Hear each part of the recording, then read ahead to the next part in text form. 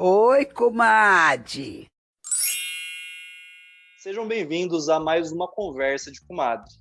Como sempre, a brasilidade é o assunto principal desse programa e nós convidamos o Carlos Diogo, um podcaster especialista em música, que tem um podcast específico chamado Balaio Cash. Então, para iniciar a nossa conversa, eu quero perguntar ao Carlos o que é brasilidade na música brasileira. O que é MPB?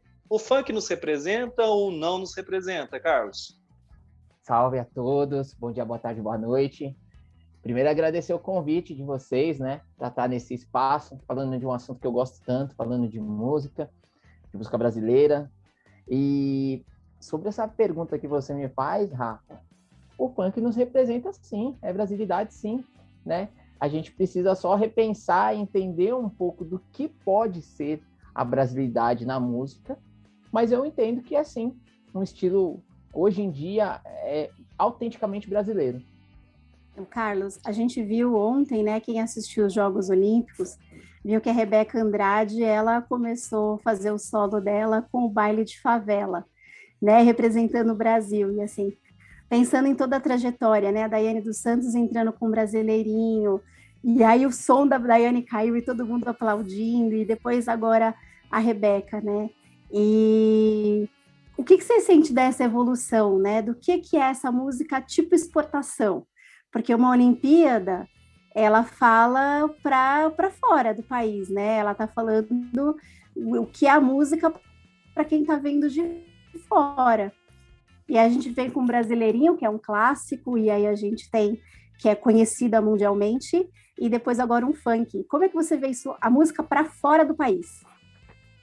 Acho importante, né, como você já traz, né, esse fato do Brasileirinho ser um clássico, tá aí, tá posto, né, todo mundo sabe de alguns anos. Agora, a gente pode ver que nos últimos 5, até mesmo 10 anos de história musical, a gente percebe que o funk é sim um estilo tipo exportação. Então, hoje em dia, a pessoa que está fora do Brasil, ela sabe que no Brasil existe um movimento musical chamado funk e nada melhor como a gente, enquanto atleta, né, as meninas que estão lá, mostrarem isso para o mundo, né? Então, para mim é um marcador, né? É dizer assim, olha, essa é a música que nós fazemos no Brasil atualmente e essa é a música popular brasileira também, né? Porque acessa muitas pessoas e traz, né? Traz atenção para o público. Então, um estilo que por muitas vezes pode ser bastante elitista, né? Como a ginástica olímpica, enfim, acaba se aproximando do que é feito de popular daqui, né, por meio da música. Então, eu acho interessantíssimo, gostei bastante dessa entrada, dessa provocação até, né, porque dá aquela ficadinha na elite branca brasileira que não gosta de funk, né? Então, eu acho bem legal. E você acha que esse lance da elite branca não gostar do funk também é fruto, né, de uma construção sociológica do local onde nasce o funk, né, do ambiente onde nasce o funk, ou é só por uma questão estética mesmo? Ah, cara, é isso que você falou, é de onde nasce o funk, né? É de quem, né, vindo lá dos Estados Unidos, porque assim, é sempre aquela coisa, né? Quando é feito nos Estados Unidos é muito bonito. Então, a partir do momento que um DJ carioca da favela busca o Miami Bass lá, né, na Flórida, né, e traz para cá e transforma isso, bem, isso daí não é bem visto, né, por uma sociedade, por uma elite que gosta de ser. E assim, né, bem entre aspas, né, porque isso é engraçado, né? Você não aceita para dizer para o seu amigo, mas você vai na favela para dançar o baile, né? Então, são coisas que a gente aquela velha hipocrisia brasileira que a gente percebe em todos os aspectos, incluindo a música, né? Quando a gente percebe o funk, a bossa nova também, né? Com um estilo que as pessoas gostam de dizer que gosta para ficar bonito, mas de verdade não gosta, acaba escutando o que tem de mais popular. É até engraçado, até vou me estender um pouco, porque não sei se vocês viram, eu acompanho muito o Twitter, né?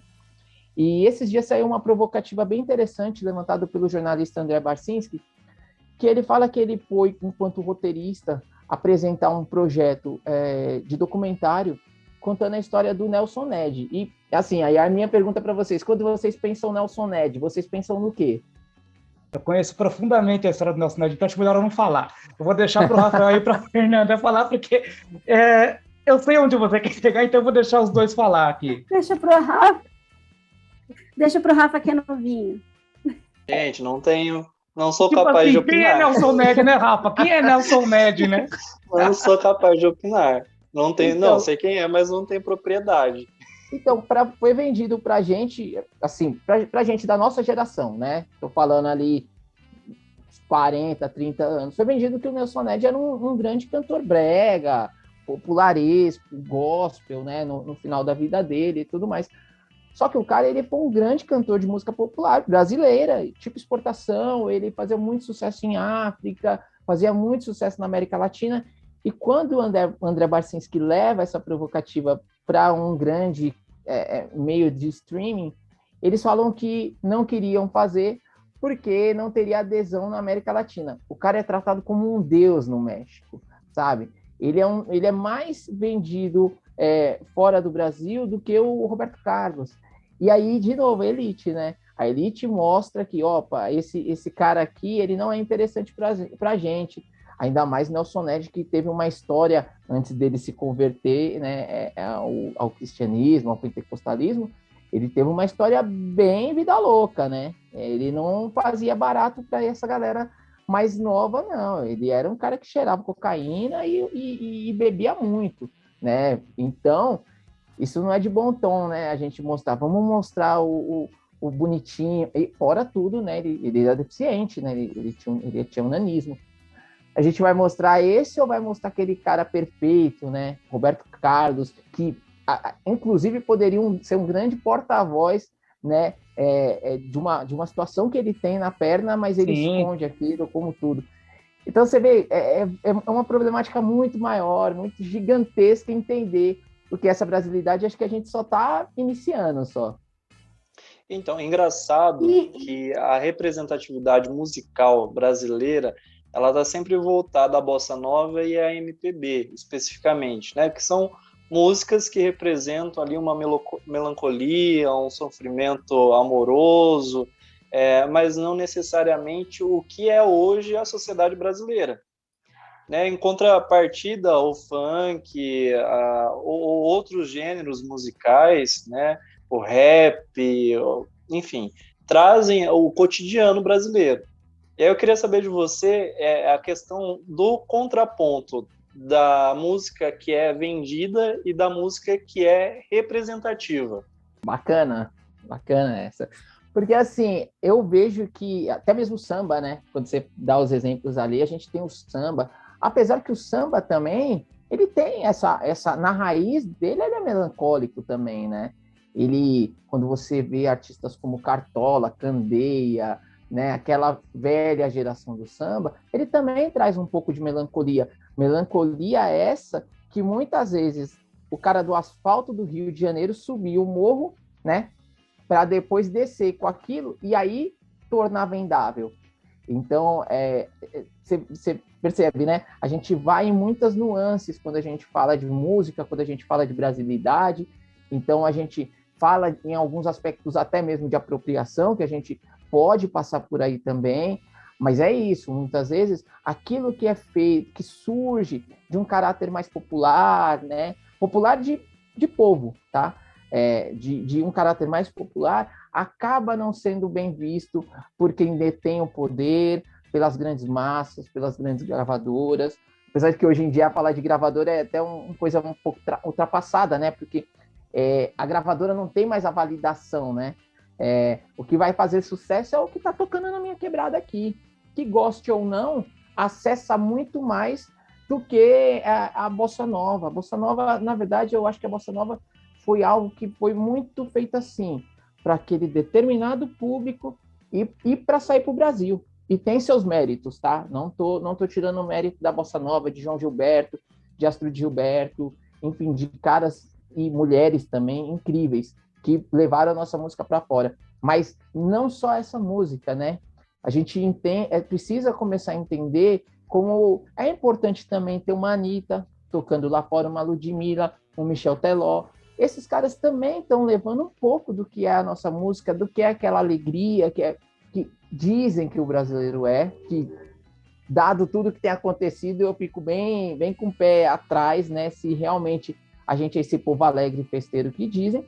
Mas é legal, né? É legal saber que existe também outras formas de brasilidade, né? Fiquei nesse pensamento assim, já pensei um monte de gente que faz brasilidade e muitas vezes a gente não fala, como o próprio Sepultura, banda de heavy metal, né? Uma das mais conhecidas brasileiras, quando eles fazem o Arise e o Roots, eles estão colocando brasilidade. O que eles fazem? Eles vêm para o Brasil, principalmente no Roots, para entrar dentro de uma aldeia para gravar ali com Chavante, se eu não me engano, né? Eles levam o Carlinhos Brown para levar um pouco da timbalada para o heavy metal.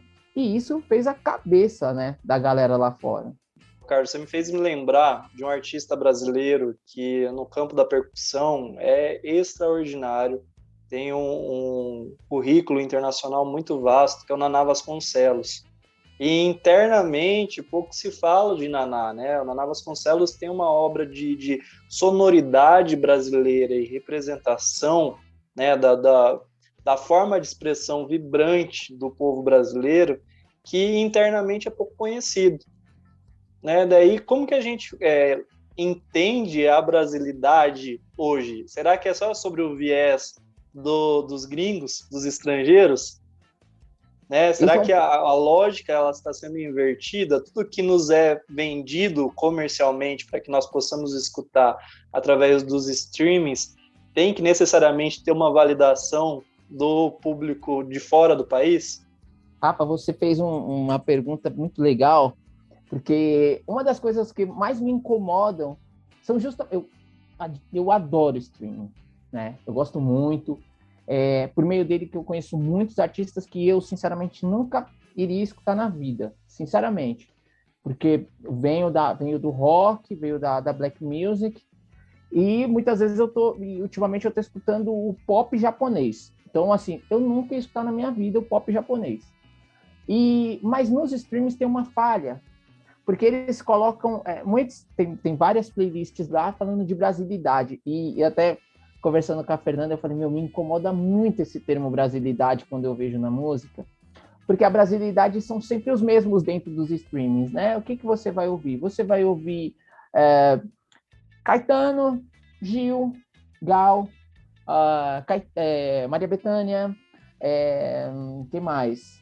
Você vai escutar alguns artistas ali da década de 60, dos anos 70, mas eles não englobam esse leque de artistas que poderiam ter. Então, quando você escuta Naná Vasconcelos, muitas vezes dentro das playlists dos streams não vai estar o Naná Vasconcelos, saca? Não vai estar. Carlinhos Brown não vai estar lá. Vai estar aqueles mesmos artistas que tocam nas baladas, né, de brasilidades que nós temos aqui na cidade de São Paulo, e eu já conversando com outros amigos percebo que em outras cidades também, que é para que, de novo, voltando, para aquele determinado público, né, que muitas vezes é a classe média branca, né, os meninos descolados da universidade.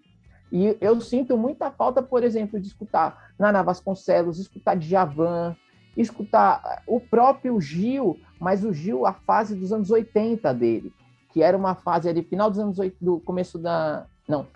70, começo dos anos 80, que era uma época que ele estava flertando muito com o funk feito nos Estados Unidos, com artistas como Earth in the Fire. Isso não tem, sabe? Você vê muito pouco. Então, eu tenho uma certa birra com esse termo brasilidade, porque para mim vem esse padrão estético, né, de galerinha escutando música. Então me incomoda um pouco, mas é isso, né? E aí, trazendo um pouco do que você falou, eu sinceramente não sei como fazer artistas como Naná Vasconcelos, como Moacir Santos, como outros artistas que lá fora, Paulinho da Costa, percussionista genial, mas que não chega no Brasil. E isso é muito difícil, né? Porque aí tem base no que a gravadora propõe, aí a gente vai entrar vai ter que olhar um pouco da indústria, sabe? O que é um pouco mais chato, assim, de se falar, porque a indústria é isso, né? Ela vai transformar pessoas, né, em artistas super relevantes, Quando a mas de gente fato não tem relevância nenhuma, né? Exatamente isso. A ideia do podcast é a gente repensar o que é brasilidade mesmo. A ideia é ser provocado mesmo. A ideia é a gente, assim como você tem essa impressão de que é um nicho, quando se fala brasilidade, uma coisa específica, bem comercial, bem marqueteira, a gente até falou isso em outros episódios, falando que é aquela brasilidade tipo Carmen Miranda, que é um pacote para vender. A ideia do podcast é repensar isso mesmo, né? Brasilidade é a gente falar de coisas que não são o pacote do Spotify, que é a brasilidade, é repensar e falar do funk, e falar do rap, e falar de música romântica, e falar de outras características, né? E a gente repensar mesmo se é só essa alegria, se é só o samba, se é só a capoeira e tudo mais. Eu lembro que há pouco tempo, isso a questão de 5 ou 10 anos, tinha uma crítica muito ferrenha do pessoal aqui, né, do Sudeste para baixo, de bandas como Calypso, como a banda da Gabi Amarantos, que assim representa também parte dos brasileiros, né, do Centro-Oeste para cima. Então, o que é brasilidade na música? É um mix. É um mix, é uma junção, né? Como é a brasilidade como um todo. E o objetivo do podcast é fazer com que as pessoas também possam enxergar e ter acesso a esse tipo de música, a esse tipo de conteúdo e internalizem o senso de brasilidade com orgulho, independente da forma. O Brasil gigantesco do jeito que é, né, não tem como a gente pensar que a música brasileira é essa, né? Então, não, a gente tem que pensar no calypso, né, que é feito lá no Pará, a gente tem que pensar no samba, como que eles chamam? Tem um nome específico para o samba feito na Bahia, né? Que é diferente do samba, do pagode, que é feito no Rio de Janeiro, em São Paulo. Tem músicas que lá no norte do Brasil pegam muito mais do que aqui no Sudeste, né? Ou aqui na parte do Brasil para baixo, né? Então você vê o próprio sertanejo, né?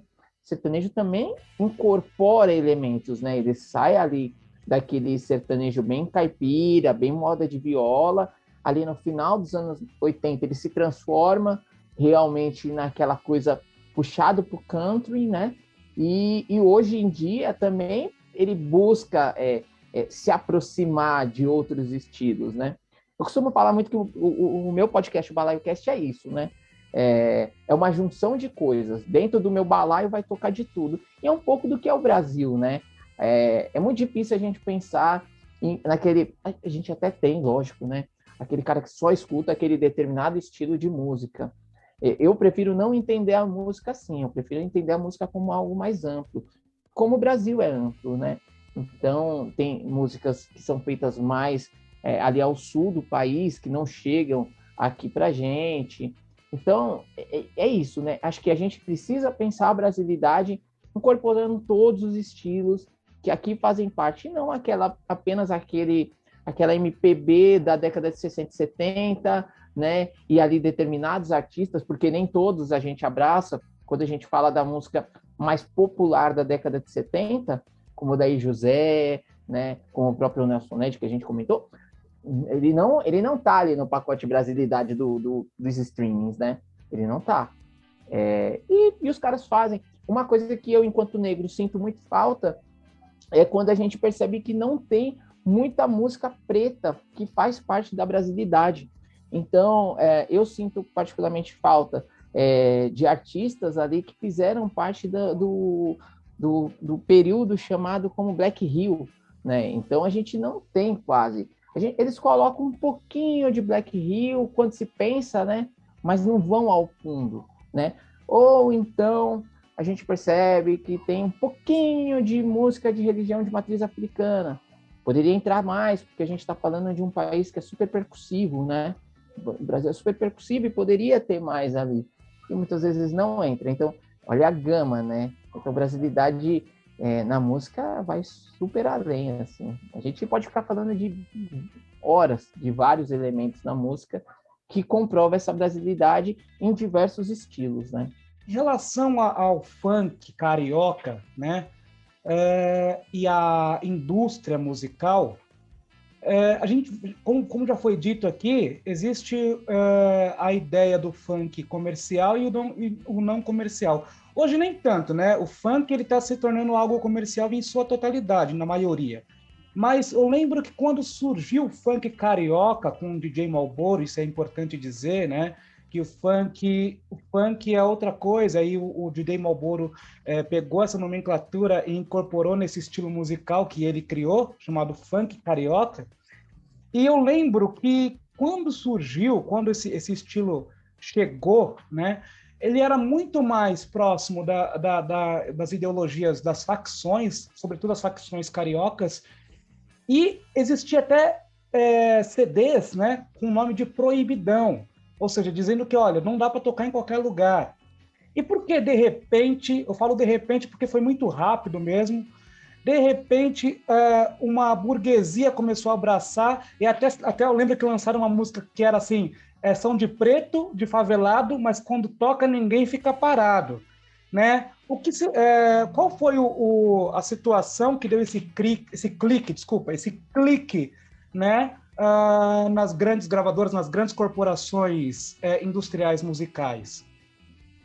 Cara, você relembrou lá o começo do DJ Malboro e acho legal a gente até falar que quando o DJ Malboro traz o Miami Bass para começar a ser tocado no Brasil, ele nem era chamado de funk, né? Ele era ainda categorizado como rap, né? Então, tinha as fitinhas lá do Rap Brasil, né? Que era aquele que já era o funk, né? O funk da felicidade tá em um desses Rap Brasil. Eu acho que quando as gravadoras elas percebem, acho não tenho certeza disso. Quando as gravadoras percebem o potencial de venda que tem ali naquele estilo musical, é claro que elas vão e abraçam e colocam aquilo de um modo mais vendável. E aí, quando a gente pensa vendável, a gente está falando do quê? A gente está falando em embranquecimento mesmo. Então, a gente deixa de colocar pessoas pretas cantando aquele estilo para trazer pessoas brancas, né?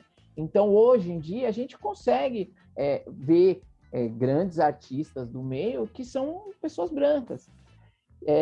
E a gente percebe que aqueles artistas negros, eles ainda se encontram com uma maior dificuldade visto aquelas pessoas brancas. Então, a gente percebe, por exemplo, artistas como Tati Quebra-Barraco, como a MC Carol, né? Que são pessoas representativas para o funk, elas não são tão vistas. E a própria Ludmilla, que mesmo, né, sendo essa puta artista que ela ainda não tem o nível de aceitação que uma Anitta tem. E a gente sabe o porquê que a Anitta tem e o que ela precisou fazer para ela ter essa aceitação, né? Admiro muito a Anitta enquanto artista, né? Acho ela uma artista incrível, a forma que ela tratou a carreira dela, mas a gente sabe que ela precisou passar, inclusive, por um processo de embranquecimento estético. Então, todo esse processo, as gravadoras percebem e falam, peraí, vamos captar desse lugar. E eu percebo que tem uma predisposição. A gente está falando de mudança de vida de pessoas, né? Ninguém quer continuar enquanto artista ali fazendo sua arte no seu barraquinho, ninguém quer continuar naquela situação. As pessoas querem melhorar de vida, né? Então, juntar comigo com a vontade de comer, né? Se eu posso mudar a minha vida fazendo minha música, poxa, eu vou fazer dessa forma. Diferente dos artistas de rap, que muitos continuam ainda, né? Morando em lugares simples, precisaram de muito tempo, né, para o Mano Brown chegar aonde ele chegou com o respeito que ele tem. Eu falo Mano Brown, mas penso todos os Racionais, eles não se venderam, né? Acho que o que mais deu uma aberta para a mídia foi o Ed Rock, quando faz esse movimento de brasilidade, que são os 2 discos solos dele, né? São discos que trazem do Seu Jorge ao Tiaguinho. Então, ele percebe, e quando você lê as entrevistas do Ed Rock, ele fala isso, né? Que ele não foi criado somente, ele não cresceu ouvindo rap, ele cresceu como todos nós aqui, né? Escutando todos os estilos de música, né? Então, no último disco dele, ele inclusive coloca um sertanejo, né? Então, o rap eu sinto que ele foi mais prudente e não aceitou tanto. E mesmo assim, hoje em dia a gente percebe que tem muitos artistas de rap que fazem sucesso, mas que são pessoas brancas, né? E acabam sendo pessoas que vêm. Então a gente acaba até saindo um pouco da brasilidade e indo para uma questão, né, que a gente não pode deixar de faltar, que acaba sendo o embranquecimento da música preta de origem, para que se torne algo vendável e aí passa por todo esse embranquecimento.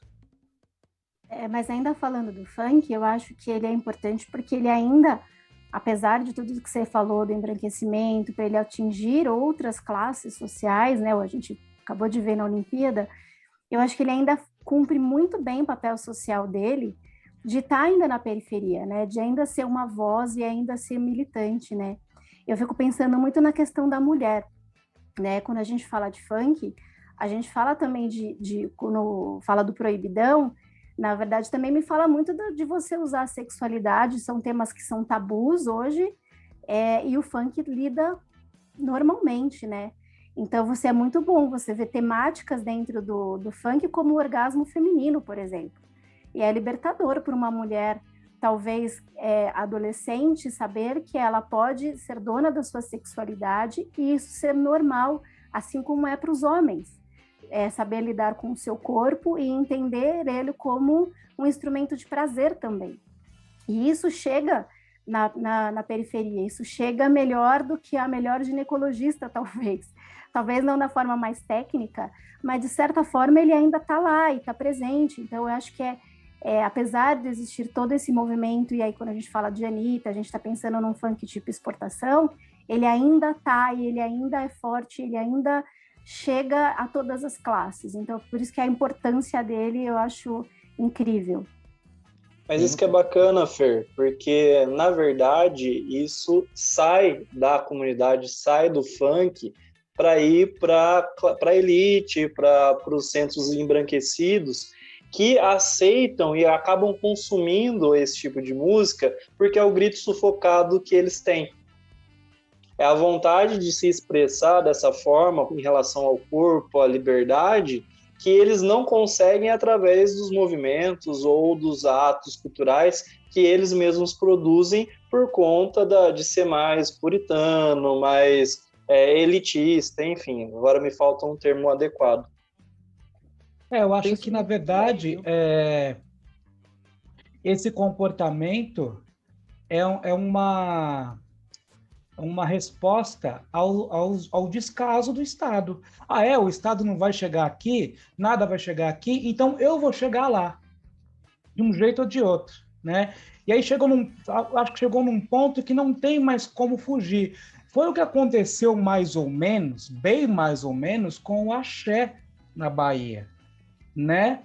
Só que quando chega no Sudeste, nós temos esse problema, né? Quem faz sucesso é a Daniela Mercury. Saca? Mas ainda assim, o axé conseguiu também, da mesma forma, tomar um espaço e mostrar a importância das raízes que o Brasil tem, as raízes afro que o Brasil tem, né? Com timbalada, com vários, né? A gente descobre, pelo menos eu aprendi, Olodum, o Ileaie, e aí o Carnaval da Bahia também vira aquele boom.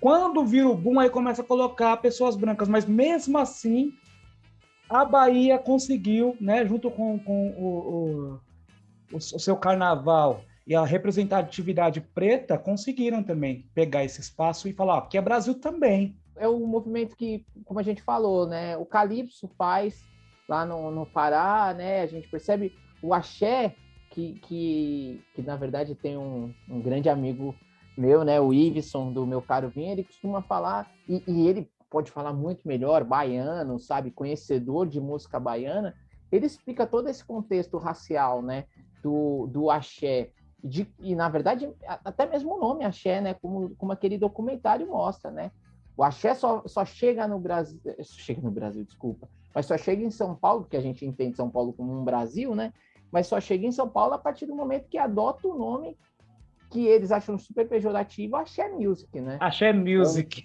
Que é um nome todo para exportação, né? E lá eles não chamam isso. Marketing, né? Pagode baiano, acho que é alguma coisa nesse tipo, assim, né? Pagodão baiano. Pagode baiano, pagodão baiano, isso. Pagodão baiano que eles chamam, né? Que é esse pagode bem diferente do que é feito... parecido com música de terreiro, né? É totalmente diferente do Sudeste, totalmente. Sim, totalmente diferente. Então, essa galera consegue fazer isso, mas, de novo, né?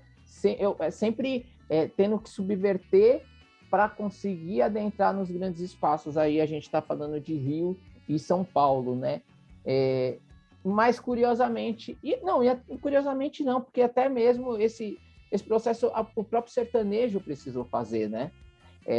O sertanejo deixando, como a gente já falou anteriormente, né? Deixou de ser aquela coisa mais de campo mesmo para virar uma coisa meio faroeste americano, né? Então, como eu não sei se Cassiano comentou, mas é aquela coisa mesmo do Brasil colônia, que a gente precisa imitar todos os Estados Unidos e a gente precisa imitar, inclusive, no aspecto musical, e aí a gente cria o cowboy brasileiro, né?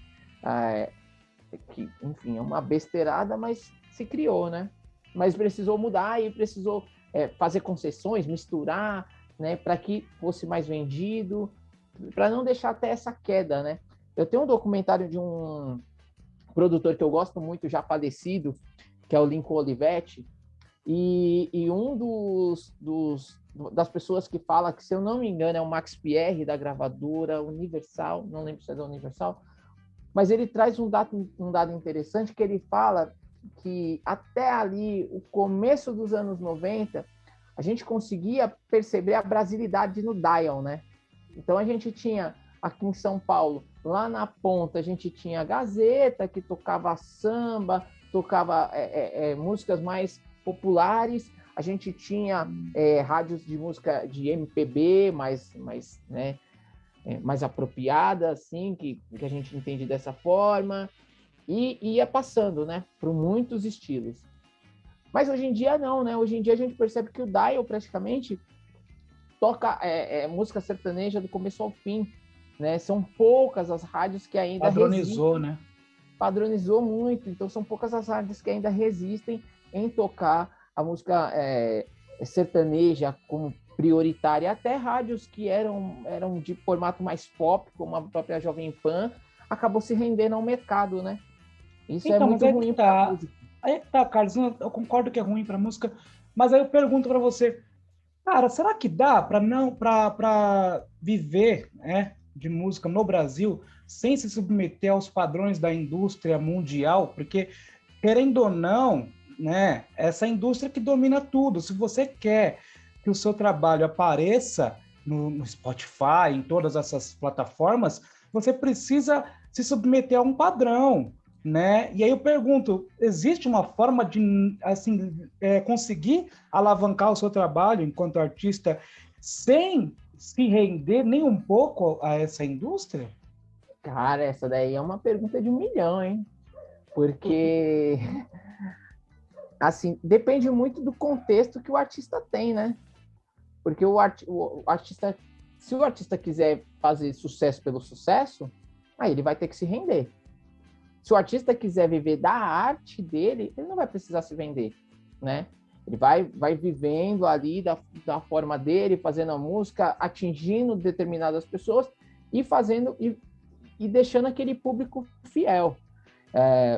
A gente falou de Naná Vasconcelos, mas outros tantos, né? Eu tô aqui mexendo, preparando para alguns episódios que a gente vai ter no BalaioCast no próximo mês, e eu estou estudando um pouco da gravadora Trama. A gravadora Trama foi um excelente exemplo de como a gente pode ter qualidade aliada com um pouco de vendagem. Então, os caras não pensavam só, a gente quer vender 150 mil cópias. Não, a gente não precisa vender 150 mil cópias, a gente precisa vender 5 mil cópias. Essas 5 mil cópias vão para 5 mil pessoas que vão gostar, porque aqui eles sabem que tem conteúdo, que tem qualidade, né? Que tem músicas experientes.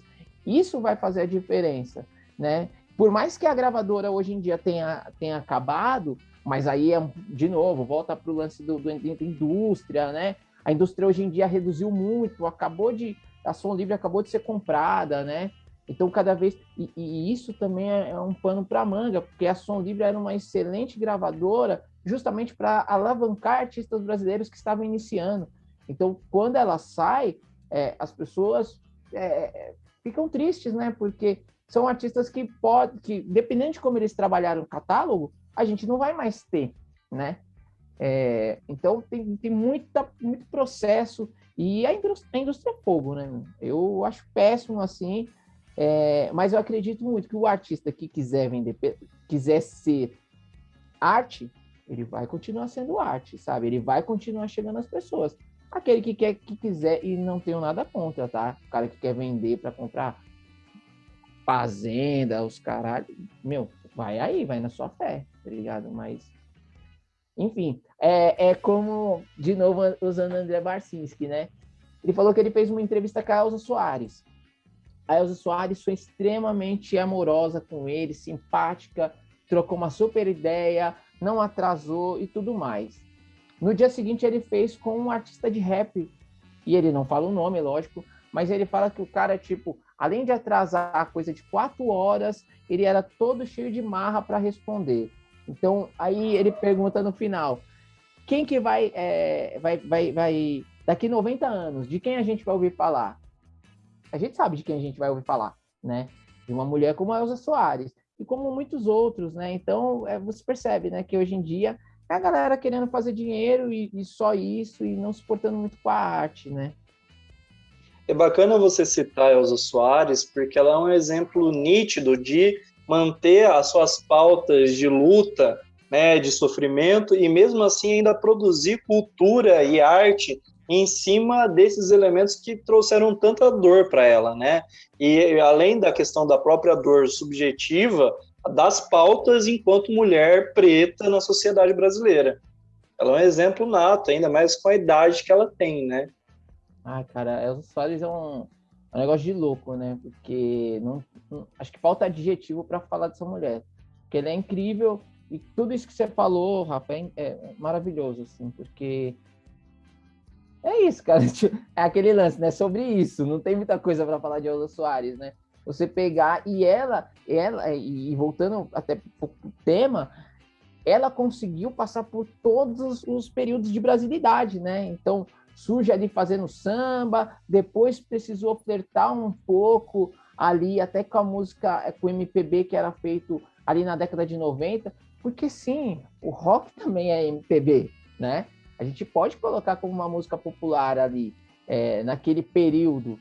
Então, ela precisou flertar, e hoje em dia ela se junta a artistas dessa... que, de novo, olha para você ver, acho que responde também um pouco o que o Cassiano perguntou.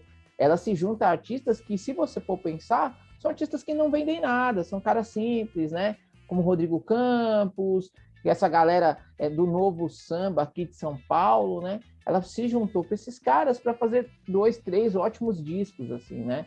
Então, é isso, né? Então, ela foi se modelando, foi se adaptando, foi trazendo influências para estar sempre visível, e assim, são 91, 92 anos, né, que ela tem, e ela não vai, tipo, quando ela partir, vai ser uma coisa incrível, porque, assim, ela vai deixar um catálogo musical incrível, assim, sabe? Vai ser uma pessoa que vai marcar, realmente, como muitos outros, né? Se você está curtindo esse bate-papo de conversa de comadre, curte e compartilhe com seus amigos. Esse episódio ele é apoiado pelo Balaio Cast e pelo Olhar Periférico. Um ponto muito importante que a gente vê nos serviços de streaming, na música, no cinema, nos filmes, é a questão da utilização de determinados nichos de pessoas, de grupos, de pauta, de lutas para se comercializar determinado produto. Carlos, você acredita que da mesma forma que acontecem com o Pick Money, né, com a Pablo Vittar, por exemplo, que ela tem, claro, o seu perfil de artista voltado para um público LGBTQIA+, né, que não é uma questão de exploração de Pink Money, mas ela tem um nicho voltado para isso, e outras empresas, né, acabam utilizando do seu sucesso e colocando o arco-íris em seus produtos para explorar, né, o sucesso e a forma com que essa artista produz a arte. Você acredita que dentro da música R&B, ou dentro do funk, ou dentro do pagode, em outros gêneros musicais brasileiros, isso acontece também? Olha, primeiro para falar que Pablo Vittar realmente é pura brasilidade, né? Então você vê, né? Ela pega influências no seu último disco de música paraense, né? Então isso é muito importante, muito legal, e colocando para a galera da comunidade LGBTQIA+, escutar e gostar e conhecer, e quem sabe buscar esses artistas, né? Sobre essa utilização, né, de pautas pelo rap, pelo R&B, enfim. Eu entendo que no Brasil, esses estilos não fazem muito disso, tá? Eu acho que quem fala de rap mesmo, contundente, fala de rap com contundência há anos. Não foi agora que ele começou a falar, né? O R&B aqui no Brasil começa a chegar, né, com um pouco mais de força, né, com artistas como a Isa, como o Lucas Carlos, mas eu não vejo que eles estão entrando nesse lugar de se colocar racialmente, né, enfim. Então eu acho que fica muito nesse lugar de tipo, quem precisa falar das pautas, principalmente essa nova geração de artistas que são da comunidade LGBTQIA+, eles estão falando com muita propriedade. Isso é ótimo, porque vai chegar em todo mundo. Vai chegar no tiozão lá, que mora lá nos Jardins, até o tio que vende aqui na Quebrada, sabe? E vai chegar, e mesmo sem entender essas mudanças, que para mim também é um pouco difícil, né? Mas ele vai começar a pegar, peraí, mas o que ele está falando, né? Será que acontece? Pelo menos aquela pulguinha atrás da orelha vai acontecer, e assim, a pauta vai sendo falada, né?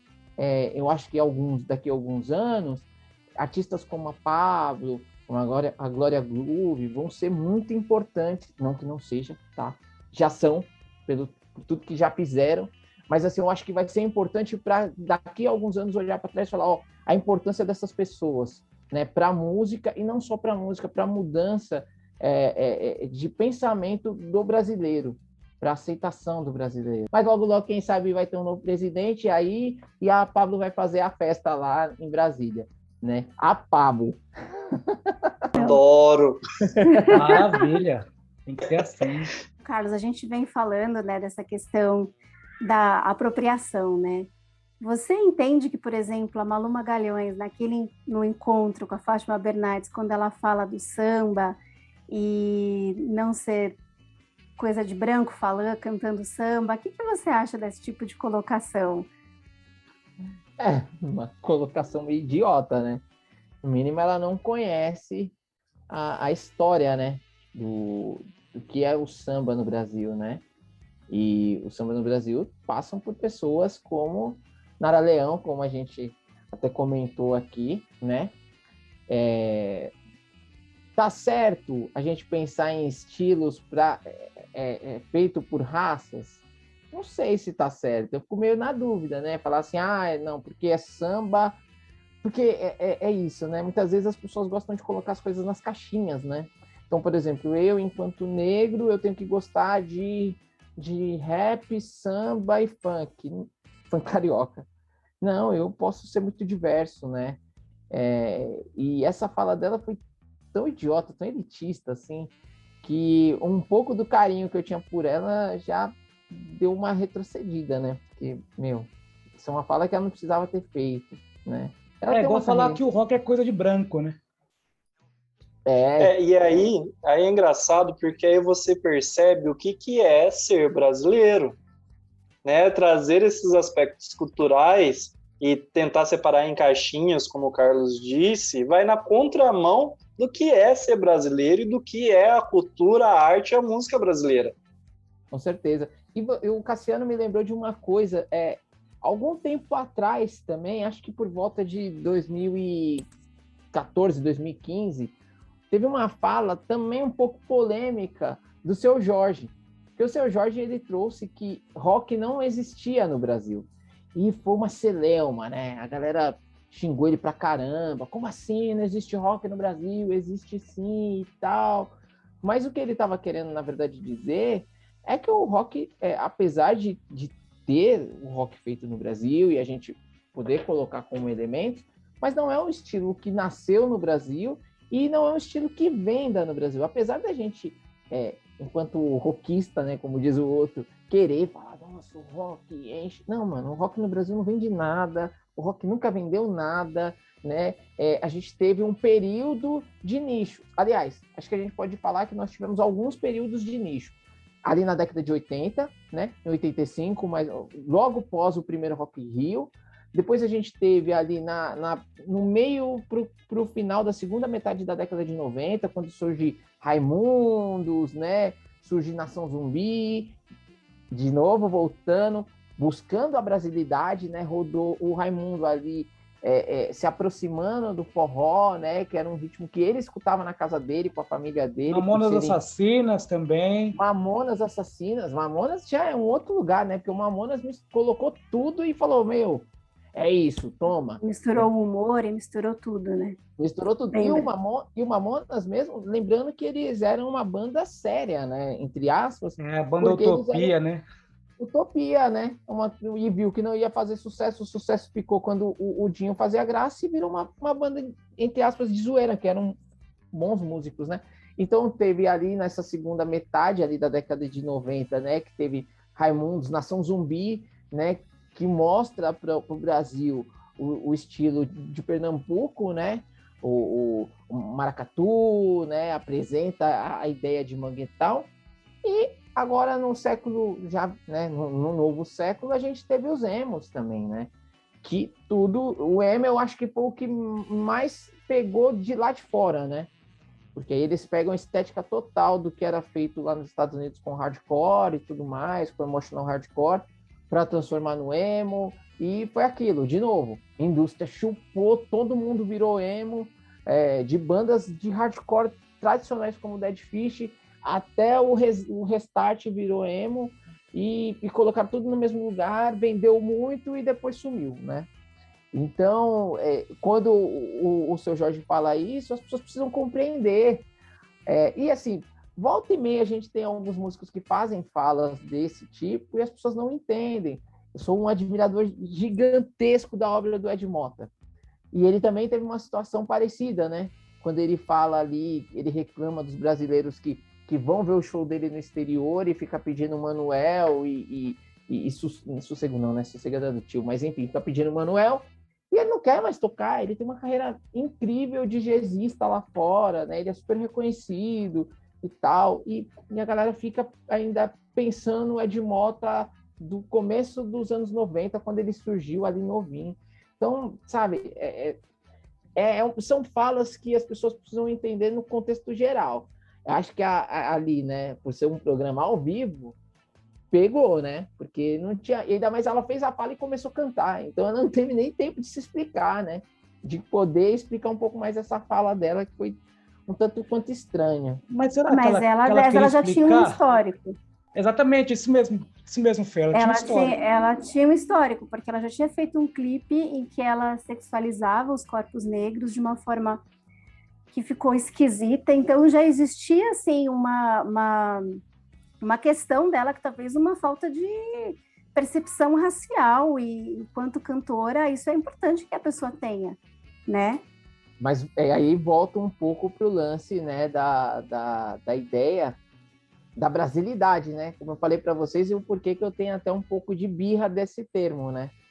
Porque a estética Malu Magalhães, da onde vem Malu Magalhães, é esse perfil branco, de elite, que escuta aquele determinado estilo de som. E aí, se ela tivesse aprofundado mais na música, e ó, pô, ela tem acesso, né? A gente tá falando de uma menina com muito acesso. Então, era só ela ter se apropriado que ela não ia cometer essa besteira. Então, e aí ela vem e mete essa. Então, assim, percebe? É tipo assim, eu ainda passo o meu pano para Malu Magalhães, né? Eu ainda passo o meu pano porque eu ainda gosto dela enquanto artista. Mas se eu fosse pesar um pouco mais minha mão, eu não passaria pano para ela, não. E aí entra a questão da visibilidade, né? Porque temos outros tantos artistas que produzem música de altíssima qualidade e acabam sendo marginalizados ou não tão vendáveis, como é o caso da Lineker, né? Que tem, assim, no meu ponto de vista, não sou profissional da música, não vivo dessa área, mas na minha percepção auditiva, a qualidade vocal da Lineker é excepcional, né? E não está em um programa de visibilidade nacional como é o Encontro com a Fátima Bernardes. Mas aí volta lá aquela coisa bem cíclica, né?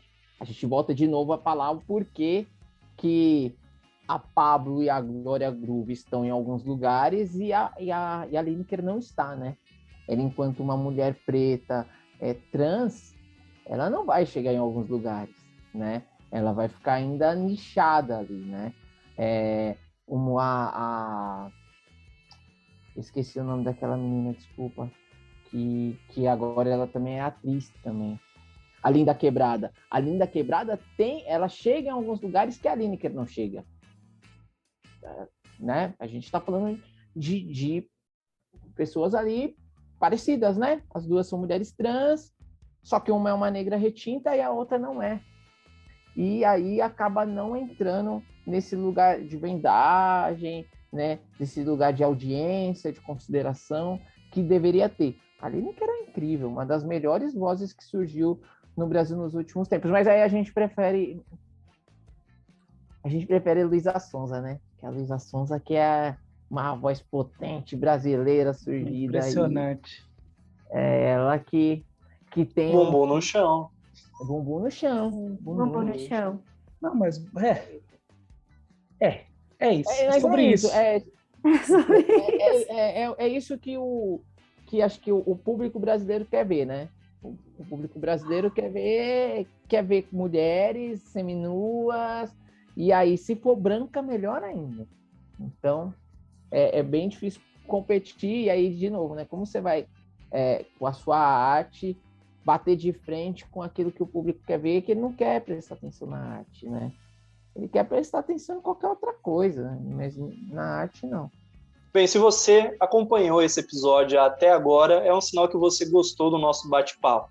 Então não esqueça de acompanhar o Balaio Cast do nosso participante Carlos Diogo, que trata sobre música de um ponto de vista excepcional. Então eu vou passar para ele falar um pouquinho sobre os dias e os episódios que virão para os próximos podcasts.